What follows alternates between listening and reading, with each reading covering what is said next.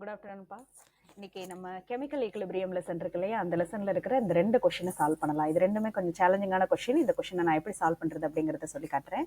The degree of dissociation of dinitrogen tetroxide gives 2NO2 at temperature T and total pressure P is alpha. Okay, so degree of dissociation கொடுத்துட்டாங்கடா. degree of dissociationங்கிறது alpha, அதாவது ஒரு மோலா இருந்திருந்ததுன்னா எப்படி dissociate ஆகும் அப்படிங்கறத degree of dissociation.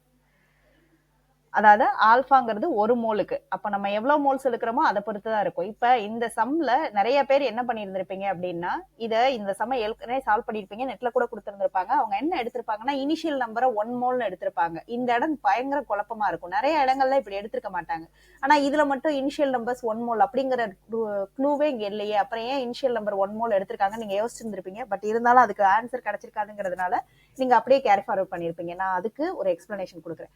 But நீங்க இதுக்கு 1 மோல்னு எடுக்க வேண்டிய அவசியம் இல்லை, நம்ம எப்பயும் போலவே எடுத்துக்கிடலாம். ஏன்னா இனிஷியல் நம்பர் பத்தி எந்த ஒரு டீடைலும் கொடுக்கல. சோ அதனால நான் என்ன பண்ண போறேன்னா, இனிஷியலா N2O4 அவங்க N மோல் எடுத்திருக்காங்க அப்படின்னு நான் எடுத்துக்கிறேன். ஏன் நான் 1 மோல்னு எடுக்க கூடாது அப்படின்னா, இவங்க டோட்டல் பிரஷர் Pன்னு கொடுத்திருக்காங்க. அப்ப Pங்கிறது ஏதோ ஒரு பிரஷர் இருக்கு. அப்போ பிரஷர் இருக்குன்னா அங்க நம்பர் ஆஃப் மோல்ஸ் 1 இருக்குன்னு நம்மளால சொல்ல முடியாது. சோ அங்க 1ன்னு எடுக்கிறது இந்த இடத்துக்கு நம்ம ஏத்துக்கிட முடியாது. பட் 1ன்னு எடுத்திருந்தாலும் ஆன்சர் ஏன் கரெக்டா வருதுங்கிறத கொஞ்சம் நேரம் கழிச்சு சொல்றேன். இப்ப பாருங்க, நான் இனிஷியல் நம்பரை 1ன்னு எடுக்கல, n நம்பர் ஆஃப் மோல்ஸ் நம்ம எடுக்கிறோம்னு எடுத்துக்கிறேன். அது 0 அளவுக்கு இருக்கு, ரைட்? அதாவது ஸ்டார்ட் பண்றப்ப, இனிஷியல் ரியாக்ஷன் ஸ்டார்ட் பண்றப்ப, அப்ப ஈக்குலிபிரியம் ரீச் ஆனதுக்கு அப்புறம் என்ன ஆயிருக்கும் அப்படின்னா, nல இருந்து, அதாவது 1ல இருந்து ஆல்பா அளவுக்கு வெளியே போயிருக்கிறதுக்கு பேர் தான் டிகிரி ஆஃப் டிசோசியேஷன். அப்ப nல இருந்து எவ்வளவு வெளியே போயிருக்கும், alpha into n divided by 1. So n alpha. So n minus n alpha. நல்லா கவனிச்சுக்கோங்கடா, இந்த இடத்துல என்ன அப்படின்னா ஒரு மோலுக்கு தான் alpha, n மோல்ஸுக்கு n minus n alpha. n alpha அளவுக்கு வெளியே போயிருக்கும். சப்போஸ் நான் இது ஒரு மோல் எடுத்திருந்தேன்னா இங்க 2 மோல் ஃபார்ம் ஆகுது. அப்போ n alpha அளவுக்கு ரியாக்ட் ஆக போயிருந்தது அப்படின்னா அதோடைய 2 மடங்கா இங்க ஃபார்ம் ஆயிருக்கும். ஸோ 2n alpha இங்க ஃபார்ம் ஆயிருக்கு அப்படின்னு வச்சுக்கிடலாம். இப்போ எனக்கு என்ன அப்படின்னா KP தான் கேட்டிருக்காங்க. ஸோ KPயை நான் எப்படி எழுதலாம் அப்படின்னா, partial pressure of NO2 squared divided by partial pressure of N2O4. இதுதான் KP எழுதுறதுக்குரிய மெத்தட். இப்போ நான் KP எழுதிக்கிட்டேன். அதுக்கப்புறம் என்ன பண்ண போறேன்னா, பார்ஷியல் ப்ரெஷர் ஆஃப் NO2 கண்டுபிடிக்க போறேன். பார்ஷியல் ப்ரெஷர் ஆஃப் NO2 எப்படி கண்டுபிடிக்கலாம், இன் டர்ம்ஸ் ஆஃப் டால்டன் ப்ரெஷர்ல. டோட்டல் ப்ரெஷர் தான் அவங்க கொடுத்துருக்காங்க, அதனால டால்டன் ப்ரெஷர் எடுத்துக்கிட்டேன். டால்டன் லா ஆஃப் பார்ஷியல் ப்ரெஷர்ல என்ன சொல்றாங்க, partial pressure of any gas will be equal to total pressure into mole fraction of that gas. So mole fraction of, அதாவது total pressure எடுத்துக்கிட்டேன், அவங்க Pன்னு கொடுத்திருக்காங்க, mole fraction of NO2. அதே மாதிரி partial pressure of N2O4 என்னவா இருக்கும் அப்படின்னா, partial pressure of total pressure into mole fraction of N2O4, right? So நான் இது ரெண்டை எடுத்துக்கிட்டேன். இப்போ நான் இதை கண்டுபிடிக்கணும். இப்போ எனக்கு டோட்டல் ப்ரெஷர் இருக்கு, மோல் ஃபிராக்ஷன் ஆஃப் NO2 கண்டுபிடிக்கணும். அது எப்படி கண்டுபிடிக்கலாம் அப்படின்னா, NO2 ஓட மோல் ஃபிராக்ஷன் வேணும்னா, அதாவது ஈக்குலிபிரியத்துல NO2 ஓட number of moles n minus n alpha. So total number of moles வேணும்னா n minus n alpha plus 2n alpha, right? இதை நீங்க கேன்சல் பண்ணீங்கன்னா மேல என்ன பொதுவா வெளியே எடுத்துக்கோங்க, 1 மைனஸ் ஆல்பா. கீழே பாருங்க, அங்க என்ன பொதுவா வெளியே எடுத்துக்கிட்டேன். ஆல்மோஸ்ட் இங்க என்ன ஆகும்னா மைனஸ் n ஆல்பா, ஒரு n ஆல்பா கேன்சல் ஆயிரும். அப்ப இங்க என்ன பொதுவா வெளியே எடுத்தேன்னா n 1 பிளஸ் ஆல்பான்னு இருக்கும். சோ இதுதான் XNO2. இப்ப n கேன்சல் ஆயிடுச்சு. அதனாலதான் நீங்க 1ன்னு எடுத்தா கூட இந்த சம் கரெக்டா வரும். எல்லா சம்முக்கும் அப்படி வரும்னு சொல்ல முடியாது. அந்த மாதிரி நேரத்துல அவங்க இனிஷியல் நம்பர்ஸ்க்கு க்ளூ கொடுத்துருவாங்க. இப்போ உங்களுக்கு புரிஞ்சிருக்கும்னு நினைக்கிறேன். ஏன் சில சம்ல இனிஷியல் நம்பருக்கு க்ளூ கொடுத்துருக்காங்க, சில இதுல இனிஷியல் நம்பரை 1ன்னே எடுத்துக்க வேண்டியிருக்கு, அவங்க கொடுக்கலைன்னா நம்ம 1ன்னே எடுத்துக்க வேண்டியிருக்குங்கிறதுக்கு இதுதான் ரீசன். பட் இருந்தாலும் நீங்க என்னன்னு எடுத்தே பழகிக்கோங்க. அப்பதான் உங்களுக்கு இனிஷியல் நம்பர் ஆஃப் மோல்ஸ்க்கு ஒரு இம்பார்ட்டன்ஸ் கொடுக்கணும் அப்படிங்கிறது தோணும். இல்லைன்னா நீங்க சம்முக்கு பின்னாடி இனிஷியல் நம்பர் ஆஃப் மோல்ஸ் கொடுத்துருந்துருக்கலாம். நீங்க பார்த்த உடனே எப்பயுமே நம்ம அதை 1ன்னு தானே எடுத்துக்கிடுவோம் அப்படின்னு சொல்லிட்டு நீங்க 1ன்னு எடுத்துடலாம்.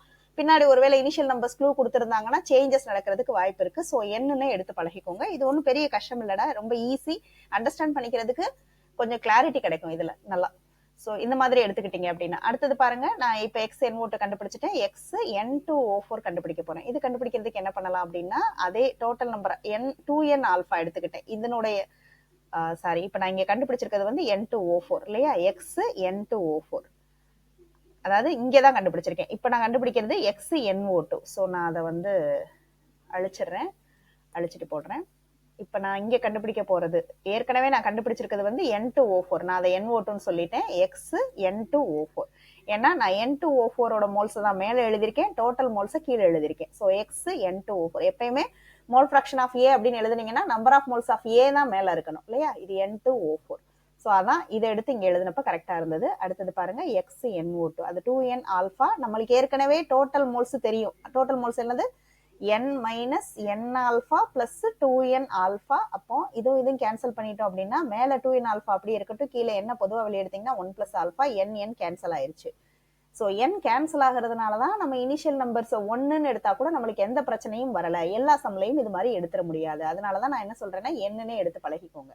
இப்ப நம்மளுக்கு என்ன தெரிஞ்சிருச்சு? இதெல்லாம் தெரிஞ்சிருச்சா? இப்ப கேபிக்கு இன் டர்ம்ஸ் ஆஃப் டால்டன் ப்ரெஷர்ல சப்ஸ்டியூட் பண்றேன். Partial pressure into X NO2 the whole squared. அதே மாதிரி partial pressure into X N2O4 இதுக்கு ஸ்கொயர்டு வராது இல்லையா? ஸோ அதாவது மோல் ஃப்ராக்ஷன் ஆஃப் N2O4 மேல mole fraction of X NO2. So partial total pressure சொல்லிட்டாங்க. டோட்டல் ப்ரெஷர் ஆல்ரெடி பீன் இருக்கு. நான் இங்க பார்ஷியல் ப்ரெஷர்ங்கிற வார்த்தையை சொல்லியிருந்திருக்கலாம்டா, பட் இது என்னது? Total pressure. ஸோ நான் அவசரத்துல தட் மீன்ஸ் நான் சொல்லத்துல ஃப்ளோல இதை நான் வந்து பார்ஷியல் ப்ரெஷர் சொல்லியிருக்கலாம். இது டோட்டல் ப்ரெஷர். இதுதான் பார்ஷியல் ப்ரெஷர். இந்த பார்ஷியல் ப்ரெஷருக்காக தான் டால்டன்ஸ் லாவை அப்ளை பண்ணியிருக்கோம். இதுதான் டால்டன் லா. நல்லா தெரிஞ்சு வச்சுக்கோங்க, இதுதான் டால்டன் லா. இந்த டால்டன் லாவை உள்ள கொண்டு போய் அப்ளை பண்ணியிருக்கோம். எதுக்காக டால்டன் லாவை அப்ளை பண்ணியிருக்கோம் அப்படின்னா அதுலதான் டோட்டல் ப்ரெஷர் இருக்கு. அந்த டோட்டல் ப்ரெஷர் டேர்ம்ஸ்ல தான் அவங்க கேபியை கொடுக்க சொல்லியிருக்காங்க. ஸோ நான் பி ஸ்கொயர்டு இங்க என்ன உள்ள ஸ்கொயர் கொண்டு போயிட்டேன். எக்ஸ் NO2 அப்படின்னு இருக்கு இல்லையா? அந்த XNO2 ஆல்ரெடி கண்டுபிடிச்சு வச்சிருக்கேன் பாருங்க. அது என்னன்னா ஸ்கொயர் பண்ணோம்னா 4 alpha square divided by 1 plus alpha the whole square வந்துடும். ஏன்னா அவங்க ஸ்கொயர் தானே கொடுத்துருக்காங்க. அடுத்தது ஸ்கொயர் தானே நம்ம சப்ஸ்டியூட் பண்ணும்போது கிடைச்சது. அடுத்தது பாருங்க இங்க எக்ஸ் N2O4க்கு பதிலா 1 minus alpha divided by 1 plus alpha. இப்போ நீங்க கேன்சல் பண்ணீங்கன்னா 1 பிளஸ் ஆல்பா இதுவும் கேன்சல் ஆயிருண்டா. இது கேன்சல் ஆயிடுச்சுன்னா இப்போ என்ன கிடைக்குதுங்கிறத பாருங்க. பி இந்த பி கேன்சல் ஆயிரும். அப்போ பி மட்டும்தான் மேல இருக்கு. ஸோ 4 ஆல்பா ஸ்கொயர்டு இருக்கு. அப்புறம் 1 பிளஸ் ஆல்பா மேல இருக்கிற டேர்ம்ல இருக்கு. ஏன்னா ஸ்கொயர்ட் கேன்சல் ஆயிருச்சு. அதுக்கப்புறம் இந்த டேர்ம் அப்படியே டிவிஷன்ல இருக்கிறதுனால இந்த டேர்ம் அப்படியே மேல கொண்டு போகும்போது மேல 1 டிவைடட் பை 1 மைனஸ் ஆல்பான்னு வரும். 1 பிளஸ் ஆல்பாவை 1 மைனஸ் ஆல்பாவை நீங்க மல்டிப்ளை பண்ணீங்கன்னா கண்டிப்பா உங்களுக்கு அந்த ஃபார்முலா தெரியும். That is 1 square minus alpha square. இது எதுல இருக்கு அப்படிங்கறத பாருங்க. 4 alpha square 1 minus alpha square என்ன இருக்கா? ஸோ சேலஞ்சிங்காக இருக்கும்டா. இந்த கொஸ்டினை திருப்பி திருப்பி செஞ்சு பாருங்க, நல்லா இருக்கும். இந்த கொஸ்டின் கத்துக்கிட்டீங்கன்னா நிறைய கிளாரிட்டி கிடைக்கும். இந்த கான்செப்ட் கிளியர் ஆகும். அதாவது கெமிக்கல் ஈக்குலிபிரியம் வந்து ஃபார்முலாஸ்லாம் ரொம்ப கம்மி, தியரிட்டிக்கல். அதை பார்த்த உடனே நம்ம ஈஸின்னு நினைப்போம். அப்புறம் சம்ஸை பார்த்துட்டு சம்முக்கும் ஃபார்முலாவுக்கும் சம்மந்தமே இல்லை, இவங்க ஏதோ புதுசா கேட்டிருக்காங்க, இவங்க JEE அட்வான்ஸ் கொஸ்டின்லாம் கேட்டிருக்காங்க, இதுல இல்லவே இல்லை, சிலபஸ்ல உள்ளதெல்லாம் கேட்டிருக்காங்க அப்படிலாம் நீங்க நினைச்சுக்கிடுவீங்க. அது ஒண்ணும் கிடையாது. சரியா? நிறைய அண்டர்ஸ்டாண்ட் பண்ணி பண்ணணும் அப்படிங்கிறதுக்காக தான் பேசிக் கான்செப்ட்ஸ் மட்டும் NCERTல கொடுத்துருக்காங்க. நீங்க ஃபர்தரா நம்ம மூளையை வச்சு நம்ம தான் கசக்கி எடுக்கணும் உள்ள என்ன இருக்கு அப்படின்னு. அதுக்கப்புறம் நீங்க போய் திருப்பி NCERT செக் பண்ணி பாத்தீங்கன்னா ஓ இதைத்தான் இவன் இப்படி கொடுத்துருக்கானா அடப்பாவி அப்படிங்கிற மாதிரி இருக்கும். சரி, அடுத்தது பாருங்க. Equilibrium constant KP1 KP2 for the reactions. 2 reaction கொடுத்துருக்காங்க. 2 ரியாக்ஷனுக்கும் அவங்க டிகிரி ஆஃப் டிசோசியேஷன் சேம்னு சொல்லிட்டாங்கடா. இப்ப KP1 KP2 கொடுத்துருக்காங்க, அதோட ரேஷியோ அதாவது KP1 by KP2 அது வந்து 1/9 கொடுத்துட்டாங்க. இப்ப என்ன கேட்டிருக்காங்கன்னா ஃபர்ஸ்ட் ரியாக்ஷனுடைய டோட்டல் ப்ரெஷரை நானா சும்மா P1 எடுத்துக்கிறேன், ரெண்டாவது P2 எடுத்துக்கிறேன். ஸோ P1 by P2 ஓட ரேஷியோ கேட்டிருக்காங்க. சரி, இது எப்படிங்கிறத கண்டுபிடிப்போம். KP1 நம்ம வேணும்னா நம்ம பண்ணோம்ல அதே ஃபார்முலா தான். ஏன்னா கேபின்னு கேட்டிருக்கிறதுனாலே ப்ரெசன்ட் டேர்ம்ஸ்ல தான், ப்ரெஷர் டேர்ம்ஸ்ல தான் எழுதணும். X gives 2y. இதுல நல்லா கவனிச்சுக்கிடணும். இதுலயுமே நீங்க நெட்ல செக் பண்ணி பாத்தீங்கன்னா ரெண்டுத்துக்குமே 1 மோல்னு எடுத்திருப்பாங்க. இனிஷியல் நம்பர் ஆஃப் மோல்ஸ் இங்க சேம்னும் அவன் கொடுக்கல, இனிஷியல் நம்பர் ஆஃப் மோல்ஸ் 1 தான் அவன் கொடுக்கல. அப்ப ஏன் 1ன்னு எடுத்தோம்? நிறைய பேர் கொஸ்டின் கேட்டிருந்திருப்பீங்க, உங்களுக்குள்ளேயே அதுக்குரிய விட கிடைச்சிருக்காது. இப்ப நான் சொல்றேன், இனிஷியல் நம்பர் ஆஃப் 1ன்னு எடுக்க வேண்டியதில்லை. ஏன்னா N1 கேன்சல் ஆகிறதுனால அப்படி இருக்கும். நான் இனிஷியல் நம்பர் ரெண்டுத்துக்குமே 1ன்னு சொல்லல, அவங்க டிசோசியேஷன் தான் 1ன்னு சொல்லியிருக்காங்க, டிகிரி ஆஃப் டிசோசியேஷன் தான் 1ன்னு சொல்லியிருக்காங்க. அப்ப நான் இது N1 மோல்ஸ்ன்னு எடுத்துக்கிட்டேன் அப்படின்னா N1ல இருந்து N1 ஆல்பா அளவுக்கு வெளியே போயிடுச்சுன்னா ஃபார்ம் ஆகிறது 2N1 ஆல்பா ஃபார்ம் ஆகும். அதே மாதிரி இதை N2 மோல்ஸ் எடுத்துக்கிட்டேன்னா இனிஷியலா எதுவும் ஃபார்ம் ஆயிருக்காது. கொஞ்சம் நேரம் கழிச்சு என்னவாகும் அப்படின்னா N2ல இருந்து N2 மைனஸ் N2 ஆல்பா வெளியே போனதுக்கு அப்புறம் இங்க நல்லா கவனிச்சுக்கோங்க, இது 1 மோல் ரியாக்ட் ஆச்சுன்னா இது 1 மோல் இது 1 மோல் ஃபார்ம் ஆகுது. அப்போ இங்க N2 ஆல்பா, இதுவும் N2 ஆல்பா. நான் செய்யும் போது அப்படியே கூட சேர்ந்து செஞ்சுக்கிட்டே வாங்கடா. ஒரு தடவை வீடியோ பார்த்துட்டு திருப்பி இன்னொரு தடவை வீடியோ பார்க்கும்போது செஞ்சுக்கிட்டே வாங்க. இப்ப பாருங்க அடுத்த case.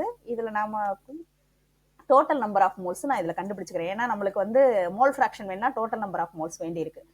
Total number of moles வேணும்னா இது எல்லாத்தையும் ப்ளஸ் பண்ணும்போது n1 minus n1 alpha plus 2n1 alpha. இதுல இதுவும் கேன்சல் ஆயிரும். அப்போ n1 காமனா வெளியே எடுத்தீங்கன்னா 1 பிளஸ் ஆல்ஃபா அப்படின்னு இருக்கும்டா. மைனஸ் n1 ஆல்ஃபா கேன்சல் ஆகி போயிடுச்சு, அதனால அது இல்லை டேர்ம்ஸ்ல. அடுத்தது இதுல இதே மாதிரி டோட்டல் நம்பர் ஆஃப் மோல்ஸ் இதுல பாருங்க. இதுல என்ன வரும் அப்படின்னா n2 minus n2 alpha plus n2 alpha plus n2 alpha அப்படின்னு வருது. இதுலயும் இப்படி கேன்சல் ஆயிருச்சுன்னா n2 பொதுவா வெளியே எடுத்தீங்க, ரெண்டாவது கேஸ்ல n2 பொதுவா வெளியே எடுத்துட்டீங்க, இதுலயும் என்ன வரும் 1 பிளஸ் ஆல்ஃபா தான் வரும். ஸோ ரெண்டுக்கும் டோட்டல் நம்பர் ஆஃப் மோல்ஸ் கண்டுபிடிச்சிட்டோம். இப்போ நம்ம டோட்டல் நம்பர் ஆஃப் மோல்ஸ் இருந்துச்சுன்னா இந்த கேஸ் இருக்கு இல்லையா, எக்ஸுக்கு மட்டும் எக்ஸ் கிவ்ஸ் 2y. இதுல நம்மளுக்கு நம்பர் ஆஃப் மோல்ஸ் n1 எடுத்துக்கிட்டீங்க, ஈக்குலிபிரியத்தில் நம்பர் ஆஃப் மோல்ஸ் n1 பொதுவாக வெளியே எடுத்தீங்கன்னா 1 மைனஸ் ஆல்ஃபா, இது 2n1 ஆல்ஃபா. பழைய சம் மாதிரியே தான் திருப்பி செஞ்சீங்கன்னா ரெண்டு சம்முக்கும் உள்ள கிளாரிட்டி கிடைச்சிடும்.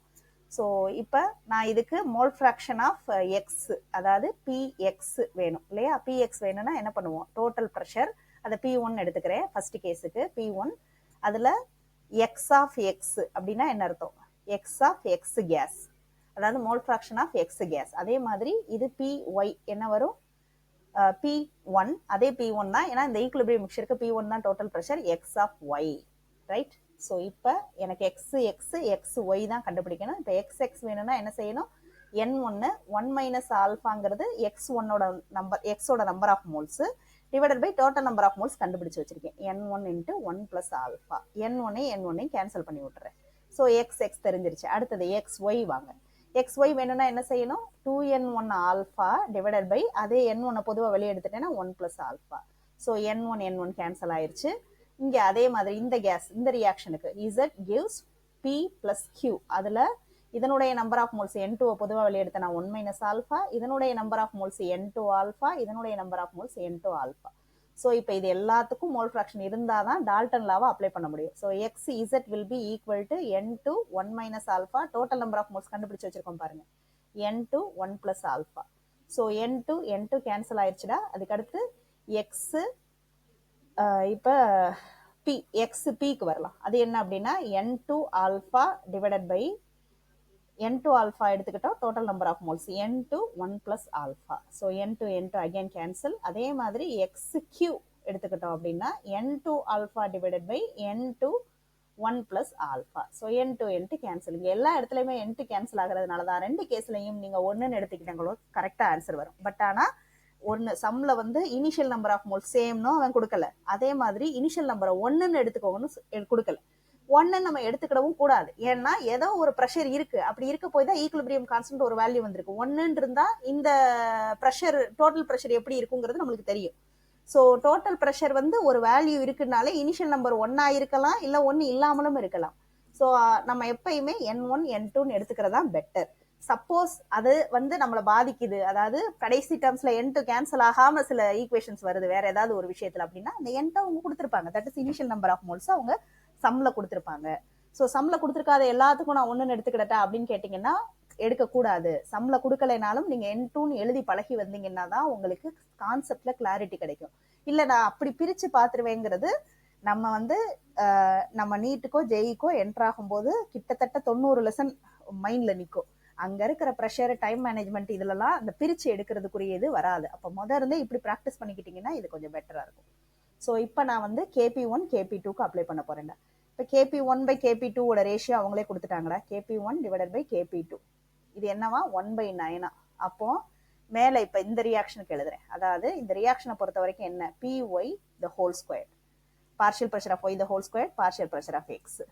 அதுதான் KP1 டிவைடட் பை KP2க்கு எழுதுறேன்டா. KP2க்கு என்ன எழுதலாம் அப்படின்னா P of P into P of Q into divided by PZ. So product pressure divided by reactant pressure. இப்போ PY ஸ்கொயருக்கு பதிலாக P square total pressure into mole fraction of Y. Mole fraction of Y இங்கே கண்டுபிடிச்சு வச்சிருக்கோம். என்னது 2 alpha ஸ்கொயர்டா பண்ணதுல 4 alpha square, அதே மாதிரி 1 பிளஸ் ஆல்ஃபா த ஹோல் ஸ்கொயர். இதுக்கு ஒரு PX டிவிஷன்ல இருக்கு பாருங்க. இந்த PX என்ன அப்படின்னா அதை ஏற்கனவே கொடுத்துருக்கோம், டோட்டல் ப்ரெஷர். P1 தான் டோட்டல் ப்ரெஷர் எடுத்துருக்கோம். P1 இன்ட்டு எக்ஸுங்கிறதுக்கு பதிலாக 1 minus alpha divided by 1 plus alpha. நல்லா கவனிங்க, மறுபடியும் டிவிஷன் ஃபேக்டர் போட போறேன். டிவிஷன்ல என்ன இந்த இருக்கு பிபி பிக்யூ. ஸோ பிபிக்கு பதிலா டோட்டல் ப்ரெஷர் P2ன்னு எடுத்துக்கிறேன். ஏன்னா இந்த இதுலலாம் P2ங்கிறதா நம்ம டோட்டல் ப்ரெஷர் எடுத்து வச்சிருக்கோம். So P2 into mole fraction of XP அப்படின்னு எடுத்துக்கிட்டீங்க அப்படின்னா alpha divided by 1 plus alpha. அதே மாதிரி கீழே திருப்பி என்ன PQ ஒன்று இருக்கு இல்லையா, அதையும் எழுதுனால P2 இன்ட்டு அதுலேயே alpha divided by 1 plus alpha. கீழே P2 1 minus alpha divided by 1 plus alpha. சரியா? இப்போ 1 மைனஸ் ஆல்ஃபா 1 பிளஸ் ஆல்ஃபா ரெண்டுலையுமே டினாமினேட்டர் டேர்ம் தான். டிவிஷன்ல இருக்கிறனால ரெண்டையுமே கேன்சல் பண்ணிட்டேன். இங்க P2 இந்த P2 கேன்சல் ஆயிடுச்சு. இந்த P1 ஒரு P1 கேன்சல் ஆயிடுச்சு. அப்புறம் இங்க 1 பிளஸ் ஆல்ஃபா 1 பிளஸ் ஆல்ஃபா இருக்கு இல்லையா, இதுலயும் 1 பிளஸ் ஆல்ஃபா ஸ்கொயர் கேன்சல் ஆயிடுச்சு. அப்படின்னா நம்மளுக்கு இப்போ என்ன மிச்சமா இருக்கு அப்படின்னா, இதை நீங்க பார்த்து நான் எப்படி கேன்சல் பண்றேன்னு பார்த்து பண்ணீங்கன்னா உங்களுக்கு குழப்பம். அப்படி பண்ணாதீங்க. நீங்களா கேன்சல் பண்ணிட்டு அதுல எதுவும் தப்பு இருந்தா நான் எப்படி கேன்சல் பண்ணியிருக்கேன்னு பாருங்க, நிறைய புரியும். ஸோ ஒரு P தான் கேன்சல் ஆயிருக்கு. அப்போ P1 அப்படியே இருக்கட்டும். அடுத்து இங்கேயும் ஒரு P2 தான் கேன்சல் ஆயிருக்கு. வேற எந்த டேர்மும் இந்த இடத்துல இல்லடா. கீழேயுமே என்னன்னா P2 மட்டும்தான் இருக்கு. அதுல ஆல்ஃபா 2 ஆல்ஃபா இருக்கு. So 2 alpha, so alpha square. So இதுவும் கேன்சல் ஆயிரும். அப்போ இப்போ நம்மளுக்கு என்ன தெரியுது இதுல இருந்து, 1/9 will be equal to P1/P2 4 அப்படின்னு இருக்குடா. ஸோ அப்போ P1/P2 தான் அவங்க கேட்டிருக்காங்க. P1/P2 will be equal to 1/36. இதாண்டா ஆன்சர். புரிஞ்சிருக்கும்னு நினைக்கிறேன். எந்த இடத்துலயாவது புரியலைன்னா வாட்ஸ்அப்ல எனக்கு மெசேஜ் பண்ணுங்க. தேங்க்யூப்பா.